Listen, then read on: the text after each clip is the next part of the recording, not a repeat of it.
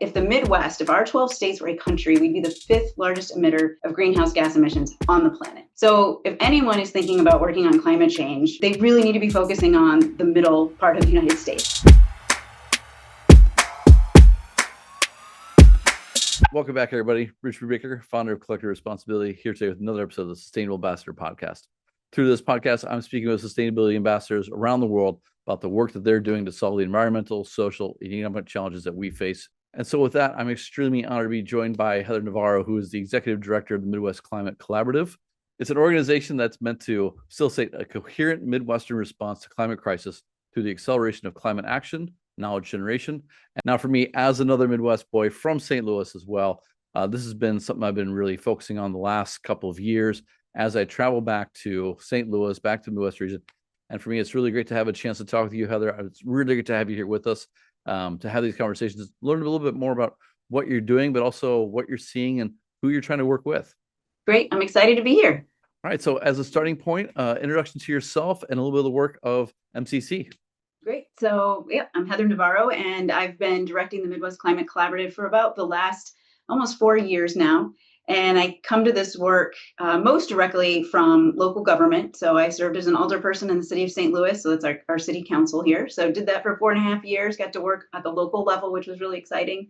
And before that, practiced law. So, I started off in college with a very interdisciplinary approach to environmental studies at Washington University.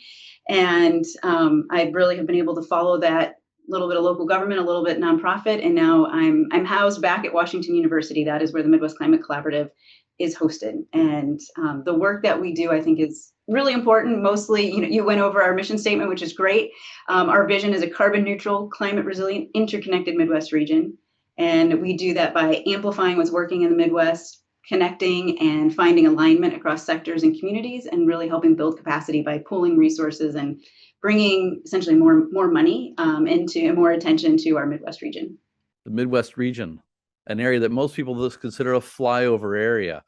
Could you tell me a little bit more about what is the Midwest? What are the states that you're working with? And what catalyzed the founding of the organization? Because for me, the Midwest seems like one big group in the middle, but I'm sure that we have a diverse range of interests and impacts related to climate, also language, as it were. So, what states are you dealing with, and what was the catalyst for founding the organization to bring everyone together? Yeah, it really is a diverse region. And I find when I travel around and I tell people I'm with the Midwest Climate Collaborative, one of the first questions is, what do you mean by Midwest? Because people have a lot of different mental maps. But we go with the Census Bureau's designation, which is 12 states. And so if you're looking at a map, that's the Dakotas and Nebraska, Kansas, and then east. So Missouri, Illinois, Indiana, Ohio, and then everything up. So Michigan, Wisconsin, Minnesota, Illinois, Indiana. I think I got all of them. So 12 states in there. Yeah, it's a really diverse area. So, in our vision statement, I mentioned interconnected is part of it. And that's because we've got rural, urban, suburban, indigenous communities all across these 12 states. And we are just fundamentally different than the coast. Our weather's different. We have all 4 seasons, and our politics are a little different.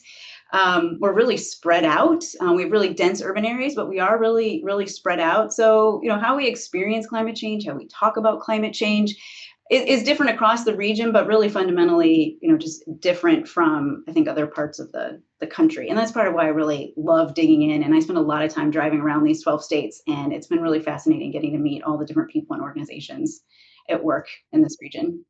What catalyzed the founding of the organization, and what makes the Midwest critical or important when it comes to climate action? I mean, we often hear very much about a New York, London, like a New York, DC, European Union kind of version of what climate change should be. And then obviously everyone filters around there. But within the US, I mean, you have such diverse regions. What's the role, what's behind the founding of the organization, and what do you view as the role of, the Midwest when it comes to climate and when it comes to climate collaboration? So we started about 4 years ago following the first Midwest Climate Summit, and that was hosted in 2020. And at that time, one of the stats that was floating around there, which I think is extremely compelling, is that if the Midwest, if our 12 states were a country, we'd be the fifth largest emitter of greenhouse gas emissions on the planet. So if anyone is thinking about working on climate change in the world, they really need to be focusing on the middle part of the United States. That is a huge opportunity to reduce emissions right there. And so back in 2020, people were talking about that statistic.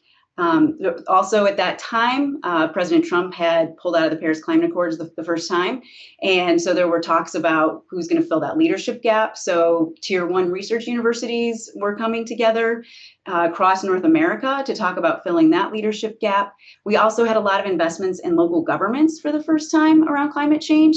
So in the Midwest, that's really significant because we don't have a lot of state leadership on climate around our 12 states. There are definitely exceptions to that, but it is very different than other places where, we're not California. And so these local governments are looking for other sources of support. And so there was a lot of investment in local governments at that point in time. And there was also just a lot of work happening around environmental justice. But like a lot of places, we're very siloed, very fragmented. And so you had a lot of folks who are, working in offices of one person, under-resourced, understaffed. And again, they all go to conferences and they learn about what's working on the coast. And so the first Midwest Climate Summit brought those folks together. And it was really enlightening and eye-opening for people to say, oh, what they're doing in Des Moines, Iowa, that translates so much better to what I'm doing in Southern Indiana, for example. And so people really got a lot out of that experience. It ended up being a year and a half of virtual programming. And then at the end of it, the planning committee said, we have identified so many great opportunities to work together. We really need to create a framework for us to move forward on these. And so that's how the MCC emerged. Well, I love that in the sense that, I'm in Asia, and often I talk about how there's such a huge gap between what's talked about at COP and at the global conversations and what we're seeing here on the local ground. And you've kind of even done that within the country and within communities. How is climate different? I mean, you mentioned it'd be the fifth largest emitter. Can you break that down? And, following up from that, are there some common climate issues that are faced by Midwest communities that are different than the coast, or maybe within the 12 states are more common than others? Well, here in the middle of the country, obviously transportation is big. I mean, that's a big emitter, nationally, but definitely here, people are really spread out, huge dependence on cars, lots of trucking that's happening here. Agriculture, obviously, it's about 10% of emissions, and that's a big part of what's happening here in the Midwest. So what's happening with our land is extremely important. The other thing, like I mentioned, we have all four seasons here. So we experience all extremes on the thermometer there. And we've got to put a lot of energy into heating, for example, in the wintertime. And that's largely based on fossil fuels in the Midwest. The other thing is our cities. A lot of our cities have a lot of old infrastructure, a lot of old architecture, beautiful architecture. But what we see in our urban areas, that 70 to 80% of the emissions are coming from buildings, and a lot of that is because of heating and cooling. So a lot of our cities have similar challenges around buildings and infrastructure, and then transportation, agriculture, and then this dependence on fossil fuels because it's been relatively cheap, quote unquote, in the Midwest. And so moving folks off of that, we see a lot of that. And actually right now, we'll probably get into this at some point, data centers are emerging in communities all across the Midwest. So everywhere I go, there is a conversation about what are we doing about data centers? Is there a conversation everywhere you go about what happens in climate? Because I think about the fact that almost all the states that you mentioned are red states. Let's be stereotypical. Let's say that red states are less inclined on climate. I'm not saying that's true, but I'm curious, what are you finding? Are climate conversations happening? Have they been intensifying over the last few years? And if so, what's behind that? Or are we seeing a pullback? So I spent a lot of time driving around. And I think the month of October, I was in my office maybe 4 days because there were multiple events happening around the region. I mean, if you just looked at my calendar, you would have no idea that there was this exodus of federal funds or that people aren't talking about climate, because there is something going on every day of the week around the region. And we do have, states like Minnesota, Illinois are definitely leading the way. I mean, even on national charts, Michigan's doing some really great things. Wisconsin's got some great things going on. But like you pointed out, I mean, a lot of our states are not leading in these ways. However, there's still a lot of organization. So, the state of Iowa has multiple annual conferences. Wisconsin has lots of annual conferences. Ohio's got a great regional, great network across the state of Ohio. I was in Kansas recently. There's a climate and energy project. Climate's in their name, and they've been active for at least a decade. doing really great work. So, and I think that's to me, what's really fascinating about the Midwest is that, people will Google, climate in Nebraska and then make this determination that, oh, there's nothing going on here. And it's like, just because we don't call it climate doesn't mean it's not happening. If you were to walk around and ask people about climate, they'd probably be like, meh. But, ask them about what they think about the solar array going in down the street, or ask them what they think about their energy rates going up. Ask them what they think about, the price of food and how far away it's coming. Ask them what they think about their children's health and what they think about the most recent heat wave. People are talking and working on those issues very much. And so would you say, therefore, or I guess in a way that kind of true to Midwest roots, they're not really talking a lot. They're just more focused on solving things that are very local, things that are very practical, and just getting the work done versus being out there and kind of advocating and saying that we need to all change something. Like, is it kind of a cultural thing, or is it really much just like it's about the economics and just they align to it, but they don't need to talk about it? Well, I mean, I think there's both. There's definitely a very active advocacy community, in every state, I'd say, in our region. But I think when it comes to solutions, people are, in the room getting the work done. Folks are thinking about jobs. They're thinking about economic development. We have a lot of legacy coal communities. And so, and I think the other other misperception people have is that, people aren't concerned about climate, but we know from the polls, it's well over 50% in almost every Midwest state, 60% in some of them, that believe climate is a problem. And then the question is, you get folks in a room, and again, they're not saying, how do I solve climate? It's how do I solve these really local issues? And I don't know if that's, I've lived in the Midwest my whole life. So to say it's a Midwestern value, I don't know. It's just kind of baked into who I am. But I think it is very much, and it could come from, people who've been farming the land and working the land. You're very much in tune with what's going on every day, what's happening around you.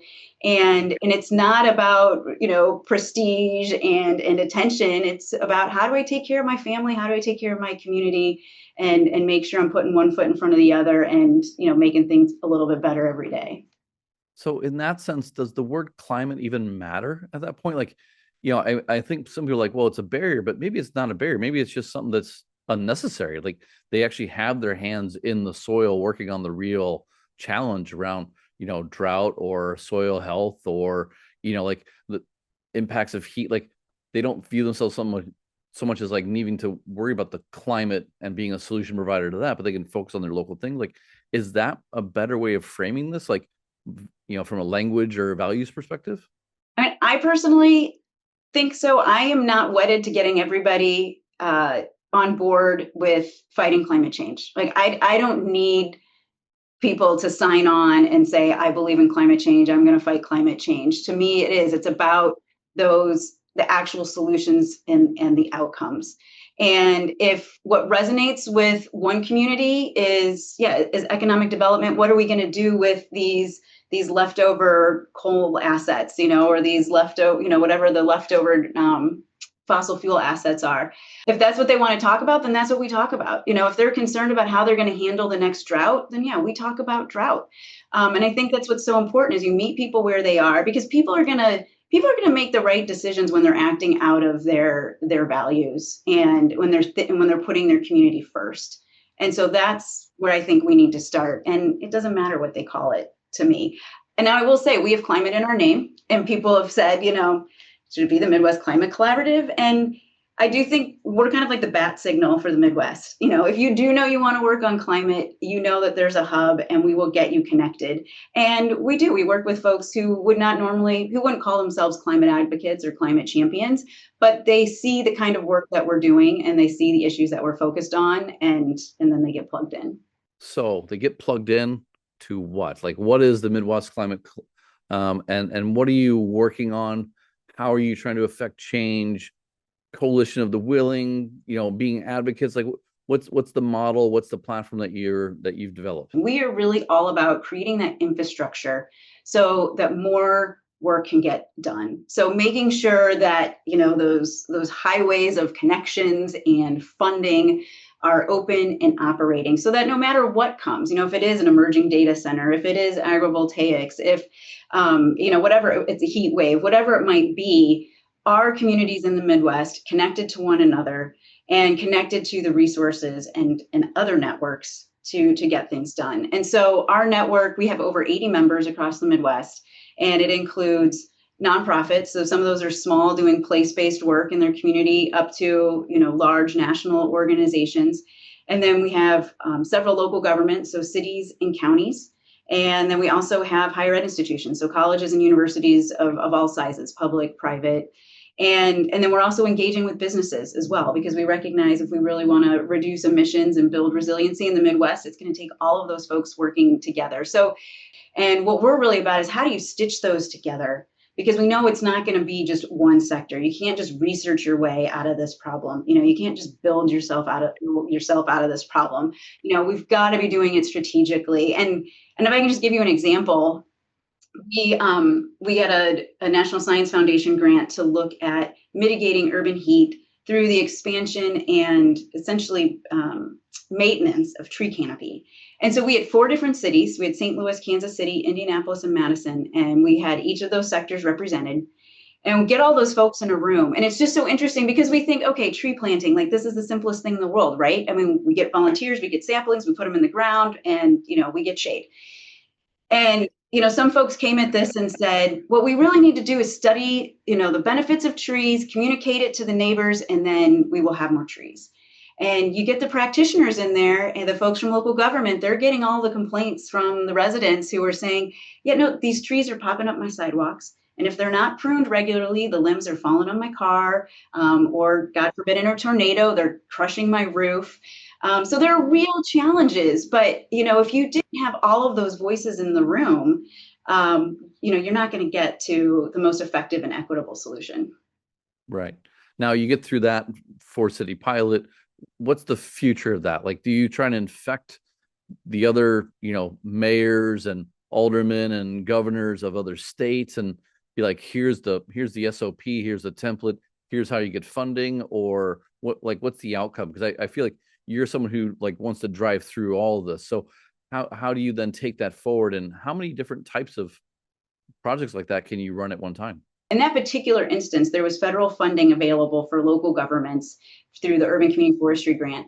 And we made sure that all of the cities who participated in that applied for funding. And there was one city that wasn't going to apply, but because they were a member of the network and they've been part of this process, we helped them get their application in, and they got $8 million that they wouldn't have had otherwise.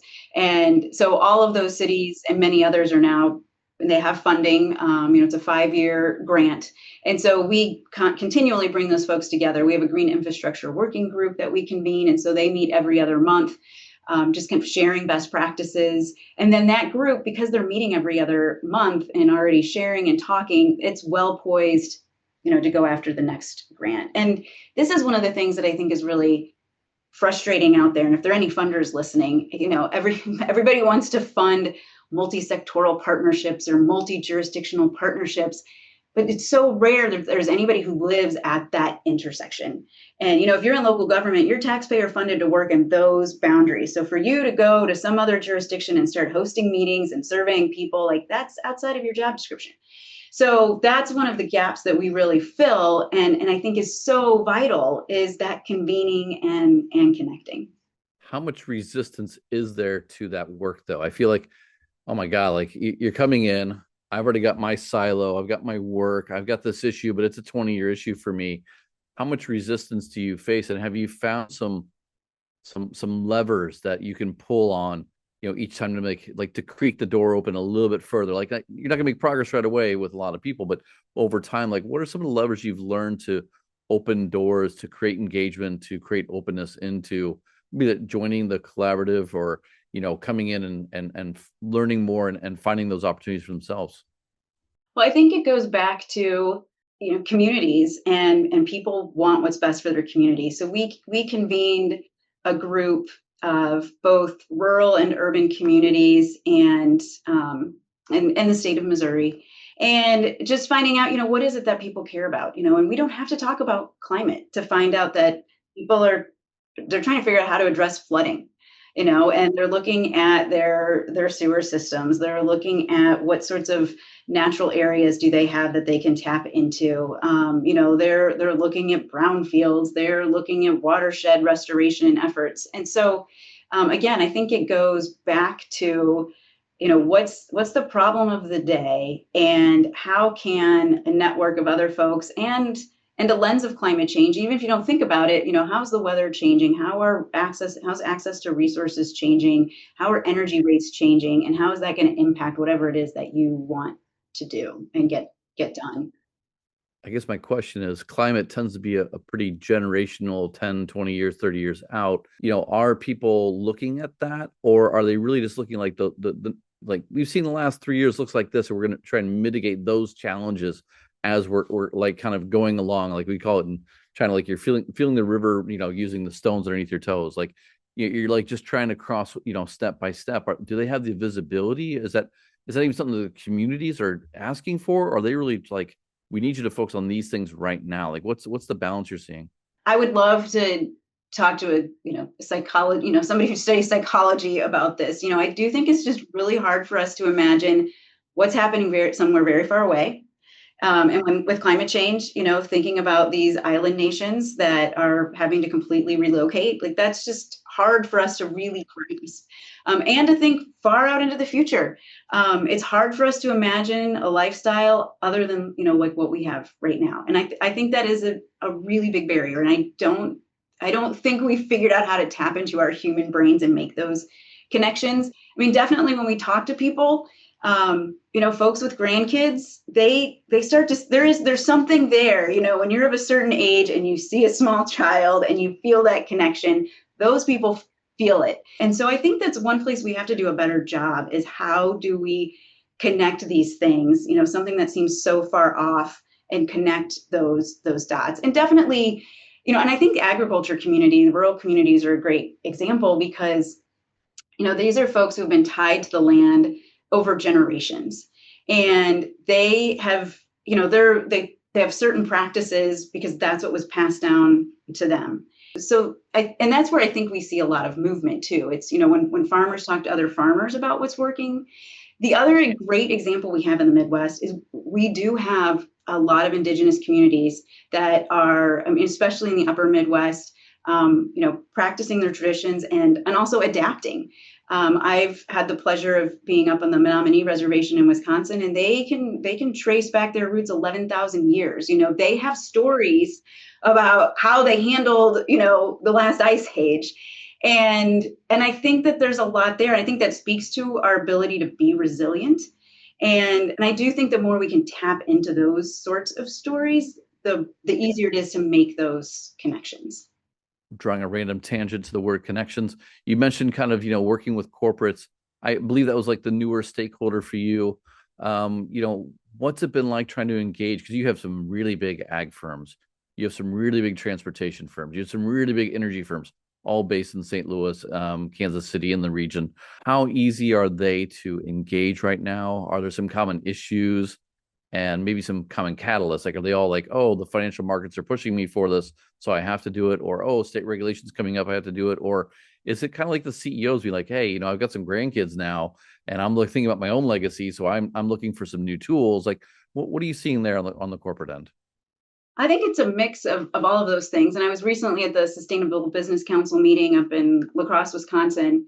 And and you hear a little bit of all of that. I think one of the things that's interesting is European-based companies that are here, they're not really being all that influenced by what's going on with American politics right now. Those commitments are still hard and fast.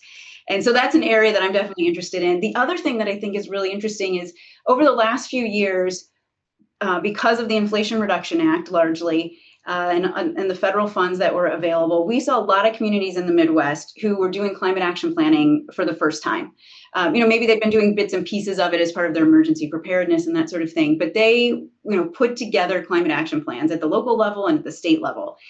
They did that primarily with nonprofits, community groups, residents, and businesses were kind of at arm's length for for the reasons you expect. You don't want private industry and business influencing your climate goals. However, we're at a point now where a lot of these communities are seeing that, okay, those federal funds aren't there. We created this plan with the idea that we were going to go after these specific pots of money. That's not there anymore. And what I'm seeing is the corporate sector is kind of stepping forward and saying, hey, look, we know you set these goals. We can help you get there. Like, we're already doing this research, or we're taking these steps on our own campuses with our own facilities. And so that's one of the things we're doing as the Midwest Climate Collaborative, is creating this space for us to be able to tap into that expertise and that insight. And That's interesting. And I won't say I'm shocked. I'm pleasantly surprised. As part of that, have there been some sectors or some companies that came to you that you actually like, wow, actually, thanks. I was not expecting that. Like, I feel like now's the time where, and I was talking with the last few podcasts, like a lot of people are kind of taking a step back and going on pause because they're not really sure where the tea leaves are headed, right? Like they're not sure what the political winds are. They're not sure where the economic gains are. They're not sure if they're supposed to make money or save money. Like there's just a lot of uncertainty. They're holding tight. But do you see, like, and you just mentioned like there's some corporate sector kind of pulling up and offering some leadership, at least on funding. What do you think is driving that? Or is it kind of a surprise to you that this is happening right now? And how do you kind of encourage more or double up on the effort so far? yeah, that's a great question. And I will say, we're seeing some folks step up. We're also seeing a lot of regression. But I like to focus on the positive. And yeah, and the uncertainty, and I just want to emphasize, I think is extra difficult in the Midwest because we haven't been on the forefront of going after quote unquote climate funding. And so folks are just kind of getting organized the last few years. They've started building capacity around this. And then this uncertainty really throws things for a loop. You've got communities who were transitioning. They're starting to do more with EVs, do more with batteries, do more with heat pumps, and seeing like, hey, here's an economic lifeline for our community. And with this pulling back, that's really been really harmful for a lot of Midwestern communities. But I do think that, we are a region that still makes things, and manufacturers know that. We still have a lot of assets. We still have a lot of great, our workforce is intact in a lot of ways that it's not in other parts of the country. And so I think that a lot of the business and industry community, still sees that and values that. And that's something that we are always trying to promote.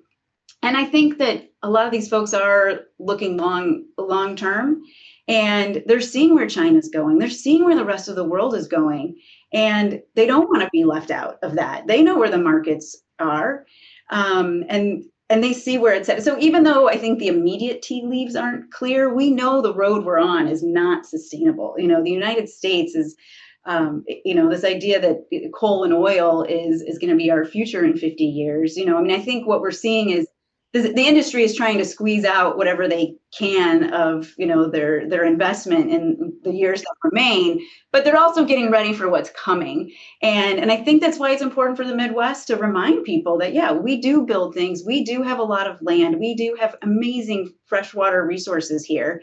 And we want to make sure that as we think about tapping those and engaging those for the next green economy, that we do things better than we've done it before. What are the lessons we've learned from extraction, so that we can protect communities? But I think that there's a ton of potential here, and I do think that people who are looking at what's going on around in the rest of the world, they know we need something new.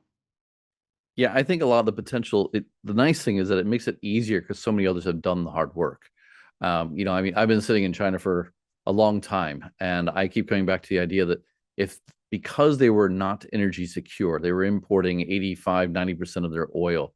They were like, we need to get off of this, but they realized like they can't ever get off that through a domestic source. So they need to go to the next energy source. And therefore it was easier. And I often wonder, like, if the US was kind of constrained by resources like other parts of the world where like water was short, where coal wasn't so, or oil wasn't so plentiful, or where, the shale gas wasn't so easy to kind of to tap into, like, would we have made better policies or different policies, not better, but different policies? Would our innovators have found more investment opportunities, right? Because I think a lot of times we're seeing the research being done at our universities. It's just not coming to scale there. It's finding it in scale in other parts of the world because they have the business market and their governments are willing to fund it. And I kind of come back to like there's so much potential that's just being untapped. Yeah, well, and I think you're right, and I think that's part of the reason too that maybe in the Midwest we've been slower to adapt some of these things. Is we have a lot of land, we have a lot of fresh water. We haven't seen the stress like other communities have, and so it makes it easier to keep doing things the way that we've been doing it. Going back and like learning some lessons. The last 20 years we've made a lot of progress. During COVID, we kind of hit peak, everything. And the last 18 months has been kind of a drawdown in the eyes of many. What do you take away from that time? I mean, even, you're an environmental NGO, you've had a few different lives, as it were, but you've been kind of tapped into the sector for a while. This last 18 months, is it all hardship, or are there opportunities here? Is it just a matter of waiting for the tide to pass, then like you can make progress? Like, how do you view this drawback as a time for yourself and the organization and the work you're trying to do? Well, one thing I think it's interesting is I constantly remind myself that even with what's going on in the last 18 months, we are farther ahead than we were 2, 3, 4 years ago.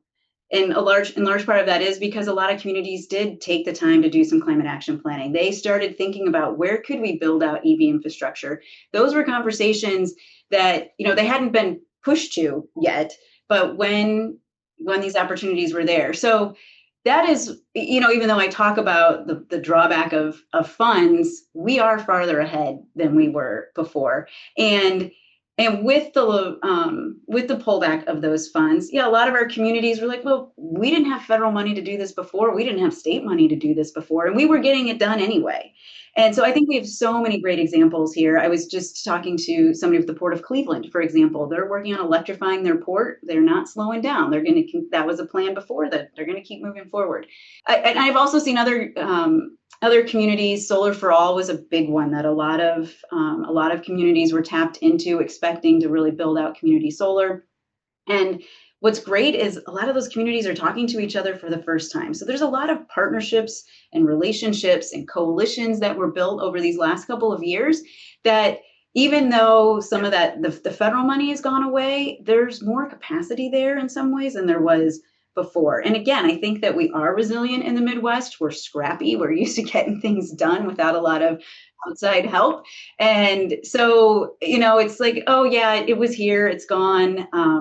And I've seen some communities making some interesting pivots, doing the calculations on the number of hours we would have spent reporting on that grant, we are going to put into something else. I mean, biochar is something that I've heard one community is really interested in, in pursuing. So I think that's kind of where I'm left. And I think, when I think about COVID, it gave us this glimpse. I mean, and I don't mean to say glimpse and like to minimize what happened during COVID. But a large part of the world feels like it's moved on and gone back to normal. But it gave us a sense of what happens when when there is a massive crisis facing a lot of people all at the same time. How do we respond? How do we get resources to the communities that need it most? And I really hope that we are learning some of those lessons. I mean, we do know, even just these virtual conversations are becoming more possible because of that. So I think that there are a lot of lessons to learn. I think we need to make sure that we wake up and we get ready. It's so easy in this country to just feel like this is how it's always been. This is how it's going to be. Yes, I've got to worry about, kind of day to day, but I don't think people are really grappling with the real threats to our livelihoods yet. And hopefully we can learn a little bit from COVID and get ready. What are the threats that you're seeing that you think others are missing? And why do you think they're not seeing it? Is it just a matter of they don't have the time and the space to sit down and think through these and have the conversations you have? Or is it just they just don't want to think about it? Like, look, the heat bulb that is going to become the Midwest, NASA's already proven it. It's 10 years out. I mean, yeah, it was 105 degrees for 6 weeks in a row, but it's okay. We've made our way through. Like, what is it that kind of that permeates through that? Like, what are some things that you wish would maybe change in that regard? Well, and heat is, I mean, that's the big one that is really threatening communities across the Midwest. And, we know more people die of heat than all the other natural disasters added up. And people are starting to pay attention to it. But I do think because we're used to all sorts of extreme weather in the Midwest, there is a certain attitude that like, oh, we've been here before, or we've lived through that. Um, and they can always point to a chart that shows, oh, there was a year that it got that hot. And so I do think we have to be better communicators about what is the significance here. But I think what I want people to know is that so much everything about living in St. Louis, for example, is based on average temperatures. The building materials that we use, how our infrastructure is constructed.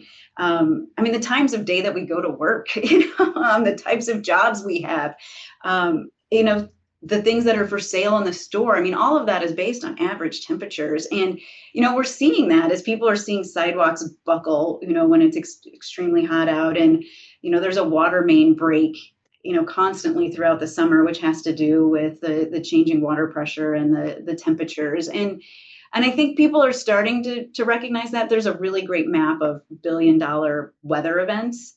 And you may have seen that. And, a third, almost half, yeah, at least a third of them are in the Midwest. And when you start to show people like, yeah, we've had extreme weather before, but, it was here, it was this, it was a handful of events. And now we're seeing dozens of these.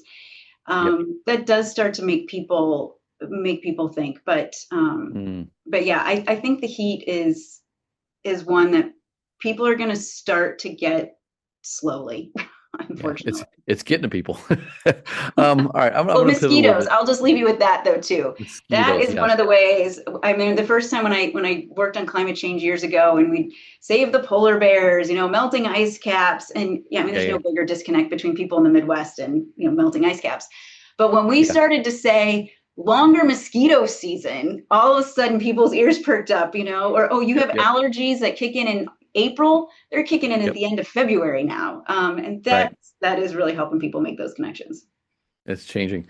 All right. You brought up, like, you've been working on this for a long time. What got you into this to begin with? Like what brought you into environmentalism, climate, to begin with? And, why work with nonprofits? Like, you've been in law, you've been in government, you're now, nonprofit. Like, what is it about nonprofit that has kind of fulfilled your career, at least to this date? So I really think that, growing up and being outside, I grew up around the Kankakee River, south of Chicago. And, my parents were not avid outdoors people or anything. They looked at me for a long time like, what did we do wrong? She turned into this crazy environmentalist. And so all through school, I knew I wanted to do something with the environment, strong sense of fairness and justice. And, everybody should be able to go outside. And it took me a long time to figure out, how do you turn that into a job, just being passionate about the environment. And that's when I did have this really great interdisciplinary education at Washington University.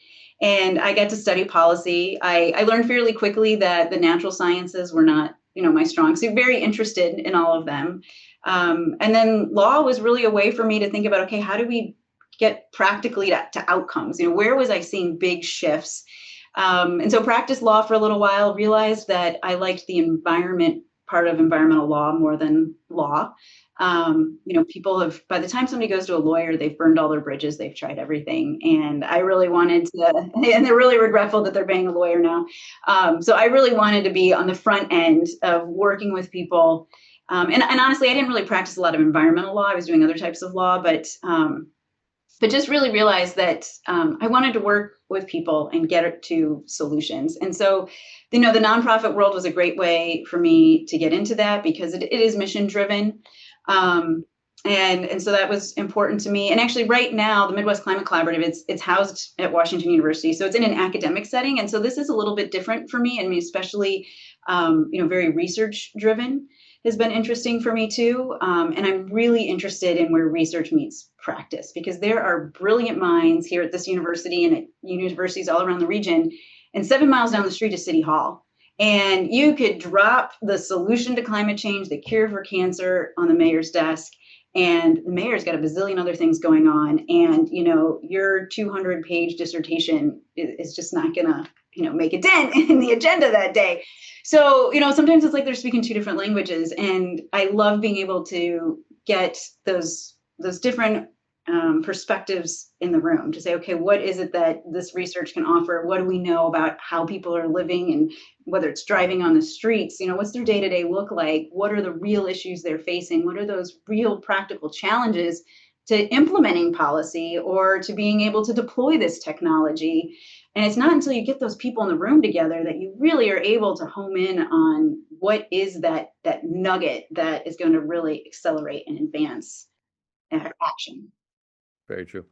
And I want to layer off that and ask, what did you learn in your earliest kind of work with the early NGO and maybe in law that has helped you in your current role? Because I feel like, being out in the field, talking to people, even as an alderman, I mean, you were constantly probably talking to constituents and trying to figure out what's going on and what can you do. I mean, I hope that's like what most government officials are trying to do. When you bring those three things together, how did that help you with this part of your career and in the last 4 years of building this coalition? I like to think that I'm the reality check sometimes because I've had that different experience. So, if I'm talking to the researchers and, they're all sitting around a table thinking about a potential research project and a grant they want to go after. Sometimes I'm the person at the table who can think about, well, have you thought about it from the perspective of the person who's going to be implementing this solution or the resident who's going to be living with it? And so I feel like my experience, especially being an alderman, I can bring that into that because if there was a complaint to be had, it was directed at an alderman probably. So I feel like that has been really helpful. I think from the law and the policy piece, um, you know, it's exciting to think about, oh, this is a really great policy, and you can map it all out in your brain and you can get it funded and you can da da da da da da da, think about this.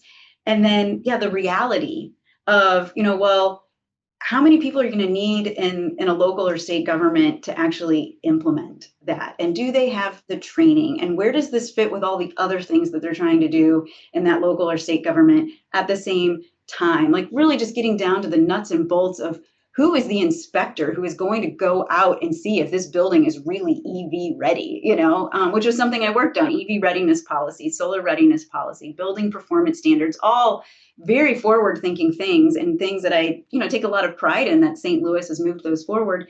And I've really been able to see like who are the real champions that go unrecognized. And those are the building inspectors. They're the people who are on the ground who are actually putting this into practice. And I think we have to think about that all the way through. And I think being an advocate, sometimes we feel like if I can just convince them, that this is the right thing to do, then, we've won. And I remember my first day in office, I think we passed a 100% clean energy resolution unanimously. And I thought, oh my gosh, this is great. I'm in a chamber of all these people, like-minded folks. And it's like, that is just the tip of the iceberg, and the advocates are like, yay, we won. And it's a big step, but it's not done. And just because folks are on board and say, yes, we want to do it, now they have to figure out how they're going to do it. And I think I've been able to really appreciate all of those different roles in actually getting something done. Yeah. So I like kind of how you bridge that, because a lot of young, very passionate advocates that I've spoken to, I mean, around the region, around the world, they don't understand how things work. And so they want to change, but they don't have, and I'm not saying like what they're asking for is wrong. Like, we want to have a better X, Y, Z. Like we want that to happen. We want the transition from current to future. But do you know how to effectively make that work? And so I guess as a parting question, you're surrounded by a lot of young individuals on campus who are, probably some of them are going to follow in the footsteps of you because they're seeing what's happening on campus. What are 2 or 3 pieces of advice you'd give them to be a better advocate or be a better change agent as they tackle whatever problem they're focused on? I mean, we're talking about climate, but it could be elderly, it could be pet, welfare, it could be whatever. And I think like the idea is like there's some common tool sets that'll get you a little bit further. So, as someone who's kind of been through different parts of it, what does it take to be an effective advocate? And what would you recommend a a young 25-year-old fresh grad from WashU's, public health master's program should know about? I think it's so important to be curious. And I think, and having, being an advocate myself, it's so easy to go into that space armed with, these are my arguments, these are my examples, and success to me is getting you to agree with me. And I think we have to be so much more curious about, what's motivating people, what's driving them, and how the work gets done. And I don't think you can get the answer if you're not curious, if you're not talking to the right folks and sitting down. And I think that's the other thing is, I think there's this sense that I don't want to be at the table with folks who I see as on the other side of me. I don't want to look like I'm giving in. I don't want to look like I'm sacrificing my values to sit down and talk with the natural gas utility or something. But we absolutely have to. There is no solution without all of those players at the table, and you can't get to a solution and I think if you don't understand what's driving the people at the table. And I think that's the other thing, is whether it's been the Department of Natural Resources or an investor-owned utility, it's people at the end of the day who are making those decisions. And if your advocacy is so focused on the big corporate name, which, I mean, you have to use that for, your marketing and promotions and messaging and all of that. But it's relationships, and it's understanding people and being curious and not being afraid to step into that space. You can like that person, and figure out what makes them tick. And that's where we see, and I mean, this is why Congress is deadlocked, right? I mean, nobody likes to think that, our folks are going in the back room and drinking beer and talking to each other and making deals, but it's relationships. And there's got to be accountability and transparency and all of those things, but be curious and just get out there. And I do think that we are so siloed and fragmented, and we do so many things virtually and over text. And for me, that's why driving around the Midwest has been so important. I can show up on Zoom meetings with folks and like, oh yeah, Midwest Climate Collaborative, that sounds familiar. But when you walk into the room and you show, like, I've driven 8 hours to be here, for 2 hours with you. That means I value your time. I value your opinion. I value your perspective. And now there's a level of respect that we can start to really get to the complexities of these issues. They are also unbelievably complex. You just learn so much. I remember I sat down with somebody who was really experienced in the dairy industry early on.